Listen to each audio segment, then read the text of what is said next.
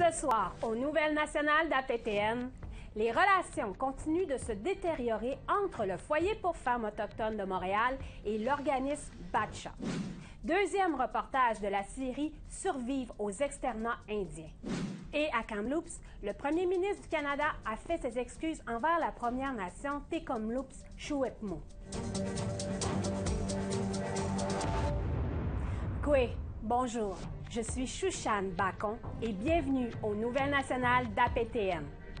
Les relations continuent de se détériorer entre le Foyer pour femmes autochtones de Montréal et l'organisme de protection de la jeunesse qui travaille auprès de la population autochtone de la ville. Plusieurs semaines après avoir affirmé qu'il ne collaborerait plus avec les centres de jeunesse et de la famille BATCHA. Le foyer réclame maintenant une enquête sur les services et les pratiques en matière d'emploi de l'organisme. Un reportage de Tom Fanario. Le territoire inuit de Nunavik est situé à l'extrême nord du Québec, un endroit unique où la culture inuite est bien vivante. Mais comme c'est le cas dans plusieurs régions éloignées, les services sont déficients. Pour obtenir de l'aide, la seule option est souvent de parcourir plus de 1000 km vers Montréal. Mais il y a des allégations selon lesquelles les enfants autochtones n'obtiennent pas les services dont ils ont besoin de la part de l'organisme de protection de la jeunesse. Can we talk about the, children that are not allowed to talk to their parents in front of a social worker in Inuktitut? Can we talk about the social workers that have these derogatory comments that they talk to our workers about Indigenous people? Can we talk about these issues first? Because that's a problem. Naguset est la directrice générale du Foyer pour femmes autochtones de Montréal. Elle explique qu'après 8 ans d'efforts, elle en a fini d'essayer de parler à l'organisme de protection de la jeunesse qui travaille auprès des enfants autochtones dans la deuxième plus grande ville en importance au Canada. What's most unfortunate is that if you don't actually put a request in to the Human Rights Commission, that nothing gets resolved, nothing happens. Le foyer s'est associé au Centre de recherche Action sur les relations raciales, un groupe de défense des droits civils, pour demander une enquête sur les centres de la jeunesse et de la famille BATCHA. Plus précisément, les deux groupes souhaitent que la Commission des droits de la personne du Québec se penche sur le manque de services offerts aux enfants autochtones pris en charge par les centres de la jeunesse et de la famille BATCHA, ainsi que les pratiques d'embauche de l'organisme. Currently, there's only one social worker within BATCHA that is Indigenous. Mais l'administration prétend qu'elle tente de remédier à la situation depuis d'un an. At the moment, we have 2 open positions for Indigenous workers, and there have not been any applicants for the positions. Madame Naguset affirme qu'il est possible d'en faire davantage pour attirer et retenir les travailleurs autochtones de première ligne. What are you doing to ensure that the environment is culturally sensitive to Indigenous staff? If you can tell me what you're doing to put those measures in place, I can refer people, but right now you have nothing. La façon dont les centres de la jeunesse de la famille BATCHA servent la clientèle autochtone a fait l'objet de nouvelles critiques à la suite d'accusations selon lesquelles les Inuits pris en charge n'étaient pas autorisés à parler en Inuktitut. Une enquête de la Commission des droits de la personne du Québec a conclu que les jeunes Inuits de Montréal étaient privés de leur droit à la préservation culturelle. La Commission est revenue sur le fait que le droit des jeunes Inuits de parler librement leur langue maternelle doit être réaffirmé et clairement inscrit dans les codes de conduite. Les centres de la jeunesse et de la famille BATCHA affirment qu'on ne demande aux jeunes de s'abstenir de parler en Inuktitut que dans circonstances très précises. We allow the children to speak in their native tongue.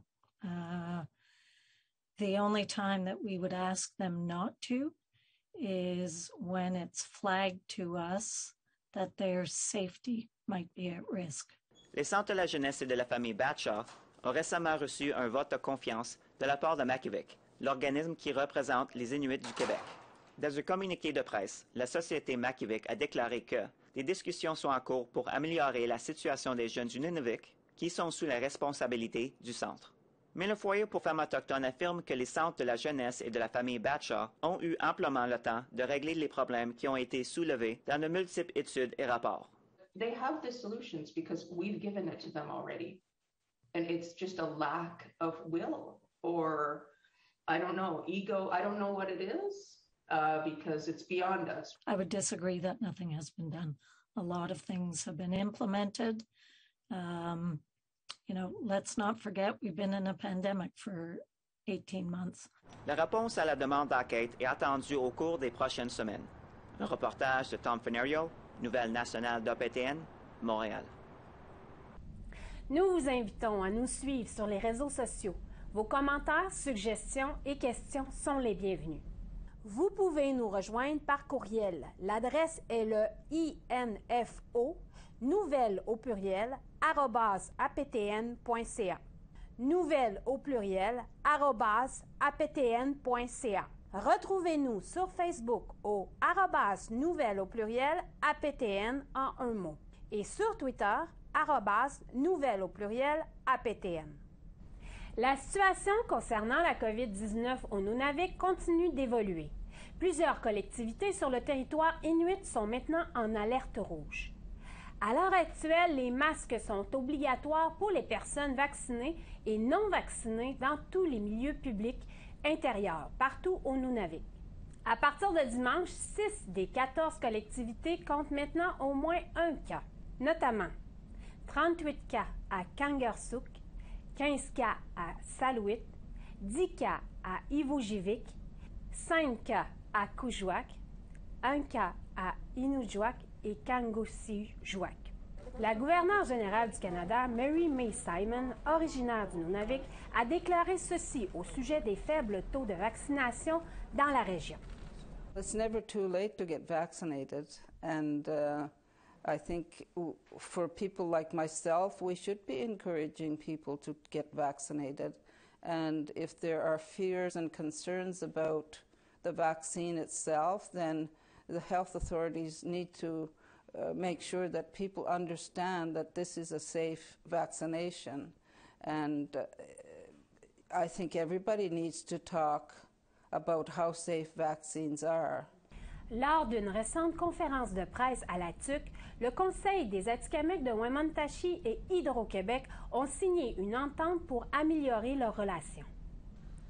Au cours de la conférence de presse conjointe, Wemotaci et Hydro-Québec ont décrit l'entente comme un élément qui servira de ligne directrice pour de futures collaborations. Voici quelques questions qu'ils espèrent aborder dans un avenir proche. Les préoccupations des Atikamekw de Wemotaci concernant l'équipement d'Hydro-Québec sur leur territoire, les consultations pour les projets à venir, les possibilités d'emploi pour les initiatives de formation pour les membres de la communauté. Après la pause, le deuxième reportage de la série Survivre aux externats indiens. Restez là.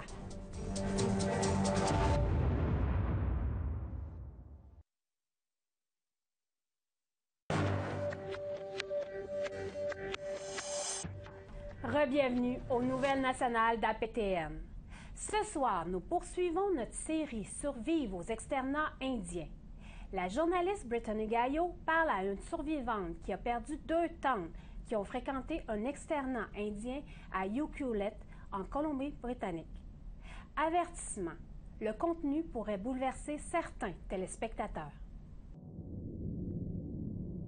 Nichée entre des plages robustes et le parc national Pacific Rim, la communauté côtière Hitasu est le foyer de Donna Jack, survivante d'un externat indien. Elle a vécu toute sa vie au sein de la Première Nation Ucluelet, sur l'île de Vancouver. Dans les années 60, Donna Jack a passé 2 ans dans l'externat indien d'Ucluelet, mais pour elle, les détails sont difficiles à partager. Suppressing is the worst thing for me. My daughter says that you need to talk about it more because it is all suppressed all my life of just knowing you have to be quiet about things. And that's what we do, is suppress things. We're just going to bury it until it's safe. And I think I've done that all my life. And now I think about it, and when it started coming up, I just wanted to cry, and I thought about my parents. Environ 200 000 enfants autochtones ont été forcés de fréquenter un externat indien. À l'instar des pensionnats indiens, l'objectif était de les assimiler. My sister and brother said they used to get a scrap. Maybe it was because they were speaking the language, but they weren't allowed to talk about it. APTN National News a découvert que 200 enfants sont morts alors qu'ils fréquentaient des externats indiens repartis dans tout le pays. Grâce à une demande d'accès à l'information visant 46 sur plus de 700 écoles, les décès d'enfants sont signalés de façon informelle par les responsables scolaires dans les fiches des élèves, des notes internes et des rapports du directeur d'école. Les parents de Mme Jack sont tous deux des survivants des pensionnats indiens. Ils étaient également très inquiets pour le bien-être de leurs enfants. My father, when he heard a plane coming in, he told my older brother, "You go bring your sisters into the forest. I don't want you coming out until I tell you to come out." And that would have been just over here, because we lived there, and just over there. The forest was there, and he said, "You bring them out there, and I don't want you coming home until I tell you that the plane with the Indian agent is gone," because he didn't want us taken away from here. Les documents révèlent des similitudes frappantes entre l'externat indien de Mme Jack et les pensionnats indiens. On les appelait souvent centres et organismes éducatifs. Et comme les pensionnats indiens, ils étaient dirigés par les ordres religieux non autochtones. Des inspecteurs comme celui de Hazelton dirigeaient les institutions financées par le gouvernement jusqu'à ce que les directeurs prennent la relève dans les années 1960. Ils ont fait le suivi de l'assiduité des élèves et surveillé leurs états de santé. Il est difficile de savoir combien d'enfants sont décédés alors qu'ils fréquentaient l'externat indien du Silet. Mais ces documents relèvent que des enfants d'à peine 3 ans sont morts pendant leur séjour. Et comme pour les pensionnats indiens, il y a des enfants disparus qui sont morts pendant l'année scolaire, dont 2 tantes de Donna Jack. Some sisters that I never knew, she told me the names, and I said, "I don't see any graves up here of my mother's family. I see her father's, but I believe they died during the school time. I don't know how or why, but, you know, shouldn't they be buried here? If they're from here, that's where everybody is brought home. These people weren't brought home, so no records of what happened to them." Elle affirme que la nouvelle des décès dans les externats indiens est extrêmement difficile à entendre. L'école du Silet a fermé ses portes en 1966, mais Mme Jack affirme que les fouilles doivent également être faites sur les terrains des externats indiens, et ce, pour les enfants qui ne sont jamais revenus à la maison. For them to be that scared about things and being told to be quiet about it, that tells you a lot. And I think they should search everywhere there was one. It's as hard as it is. I am still weeping inside. That's the hardest part, is getting past that. Un reportage de Brittany Guillotte, Nouvelle nationale d'APTN, Ucluelet, Colombie-Britannique. À Kamloops, en Colombie-Britannique, la Première Nation des Kamloops-Secwepemc a récemment accueilli le premier ministre Justin Trudeau. Le premier ministre était là pour faire amende honorable après avoir ignoré 2 invitations à assister à des événements en l'honneur des 215 enfants dont les dépouilles ont été trouvées près de l'ancien pensionnat de la ville. Un reportage de Tina House.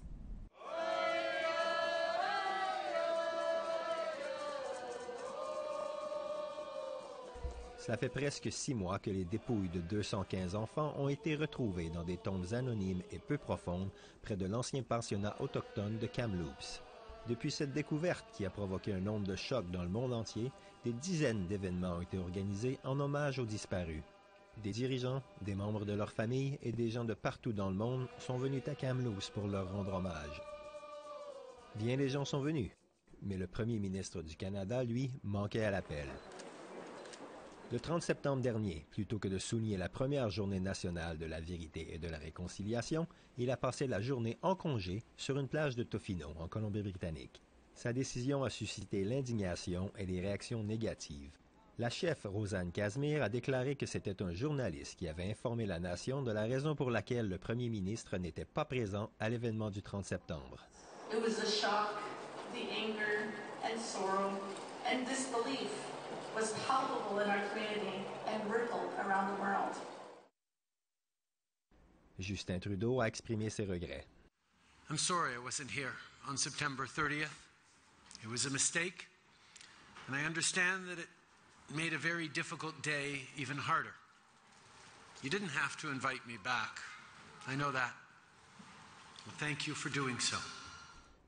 Le chef de la Première Nation Bonaparte, Frank Antoine, a parlé au nom de sa mère et d'une autre survivante, demandant officiellement au premier ministre de leur présenter directement ses excuses. Il a expliqué que sa mère, nommée Marie, avait fréquenté le pensionnat autochtone de Kamloops et qu'elle souffrait encore du traumatisme qu'elle a subi lorsqu'elle était enfant. 1943 to 1956, she was up there. And she's here today, and thank her being here today, I wouldn't be here. So as a leader in my community, we would like to thank you. Use your words wisely, but use them rightfully, please. Because I would love you to apologize to these two ladies and the rest of our elders in our community and all the people that suffered in residential schools. I apologize. I should have been here with you. I am sorry I wasn't. Cookpie Wayne Christian dit que malgré tout ce que les Autochtones ont subi dans les pensionnats, ils font preuve de résilience. In Secwepemc strong is who we are. That's why we have such a large territory, why they invaded and used these schools in our territory to take our children hostage and commit genocide upon us. Le premier ministre a pris certains engagements envers la communauté, mais il a ajouté qu'il y avait encore beaucoup de travail à faire pour construire de bonnes relations et pouvoir aller de l'avant. We will be working with you on what you've said the community needs, from funding the Healing Center, to working with you on an Elders Lodge, to continuing to get answers and closure, and ensuring the proper commemoration to help the community and so many others grieve and heal. Finalement, c'était au tour d'Ashley Michel de parler au premier ministre. Elle est une survivante intergénérationnelle. I'm a proud Indigenous mother, and I come from a long line of strong, independent, successful Secwepemc women. I am hurting. My heart aches for the mothers who never got to see their babies again. My heart aches for the children who were scared and lonely and just wanted to go home but didn't make it. My heart aches for the children who were robbed of their childhood, culture, language, and traditions. Malgré les excuses du premier ministre, beaucoup de gens ici restent méfiants et pensent que la journée n'était que du théâtre politique. Le message à retenir semblait clair. Le gouvernement fédéral doit vraiment se consacrer à la vérité et à la réconciliation. Les gestes sont plus éloquents que les mots. Un reportage de Tina House, Nouvelle nationale d'APTN, de Kamloops, Tessequakim, Colombie-Britannique. Après la pause, nous recevons la grande dame Alanis Obomsawin, artiste abénaquise multidisciplinaire et cinéaste de renommée internationale. Soyez là.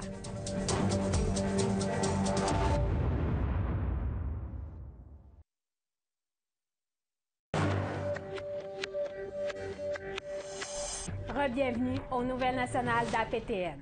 Cette semaine, nous recevons la cinéaste abénaquise de renommée internationale, Mme Alanis Obomsawin, récompensée tout récemment en recevant un Glenn Gould pour sa contribution dans la musique par la Fondation Glenn Gould, dont le prix était accompagné d'une bourse de 100 000 $.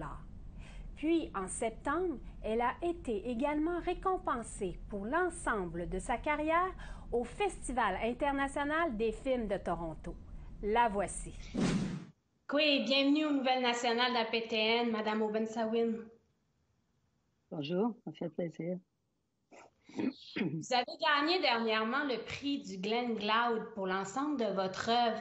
Comment avez-vous accueilli cette récompense? Ben, je vous assure que c'était pas difficile à accueillir. C'était tellement touchant et tellement surprenant. J'ai été très touchée de ce geste et c'est merveilleux. J'aurais jamais pensé qu'une chose pareille me serait arrivée. Puis avec tout ce que vous avez montré dans vos œuvres sur les réalités autochtones, comment voyez-vous l'actualité autochtone aujourd'hui? Elle est très différente qu'elle l'était même il y a 5 ans passés. Alors, vous imaginez, ça fait 54 ans que je fais des films. Alors, il y a eu des changements énormes qui sont très encourageants. Je pense que, comme temps, on n'a jamais eu un temps aussi bien que celui-ci pour les jeunes qui commencent, qui veulent faire des films ou des vidéos, journalisme, toutes ces choses-là. C'est le temps. les portes sont ouvertes et il y a beaucoup d'encouragement. Alors, dans les institutions, partout, il y a beaucoup d'intérêt envers la culture et les traditions de nos peuples en ce moment. Alors, c'est le temps-là. Puis, que pensez-vous de l'appropriation culturelle des cinéastes qui se disent autochtones, mais qui ne le sont pas? Ah ben là, je ne veux pas perdre de temps à parler de ces choses-là parce que je trouve que c'est une petitesse d'esprit, là. Je comprends pas parce que il n'y a rien de facile d'être ce qu'on est. Et j'ai beaucoup de mal à comprendre ce geste-là parce que si vous voulez, je ne sais pas comment dire, mais faire ce geste, eh bien, faut que vous sachiez que c'est pas si facile que ça. Et que ça demande beaucoup de... Je comprends pas. Puis, avez-vous des suggestions, vous, pour éviter ce genre de situation dans l'avenir? Je pense pas comme ça à ces choses-là parce que c'est triste et c'est une chose qui dérange beaucoup les gens en ce moment, plus que jamais. Alors, je ne veux pas me mettre à ce niveau-là avec quelqu'un qui pense autrement. On ne sait pas la vie des gens et je ne pourrais pas le dire. Puis, pour vous, l'avenir, c'est quoi? L'avenir, c'est extraordinaire. Tout est possible. Partout où on va, on est bien reçu, on est respecté comme on ne l'a jamais été. Que voulez-vous que je demande le plus? Je pense qu'en général, les Canadiens sont intéressés et veulent voir la justice envers nos peuples. C'est ça qui compte. Et c'est ça qui est le plus réel et vrai et que je peux pas vous dire autre chose que tout est possible. Alors, qu'est-ce qu'on peut demander de plus? C'est un temps extraordinaire. Puis, quel message auriez-vous à donner aux jeunes qui rêvent de faire ce que vous faites, de faire des films? Bien, oui, mais ça, c'est pour tout le monde. Les portes sont ouvertes. C'est que il faut avoir le sens de la responsabilité, le sens de l'amour pour nos peuples. Et moi, comme de raison, je travaille toujours dans le documentaire. Et je parle pas de fiction, là, je parle de documentaire. Donc, je pense qu'une jeune personne qui voudrait commencer à faire ce genre de travail-là, il faut que cette personne-là comprenne que documentaire, tu documentes, tu écoutes l'autre personne. C'est pas toi qui parles pour la personne. Donc, ça veut dire d'avoir beaucoup de patience et beaucoup d'amour pour l'histoire des gens et de les entendre des heures de temps jusqu'à ce que vous êtes sûr que vous avez bien compris l'histoire. Et c'est comme ça que vous pouvez faire des choses vraies et des choses grandes. C'est ce qui conclut le bulletin de nouvelles national d'APTN. Je suis Shushan Bacon. Merci beaucoup d'avoir été des nôtres et prenez soin de vous. Et à la semaine prochaine. Yame Wenepsich.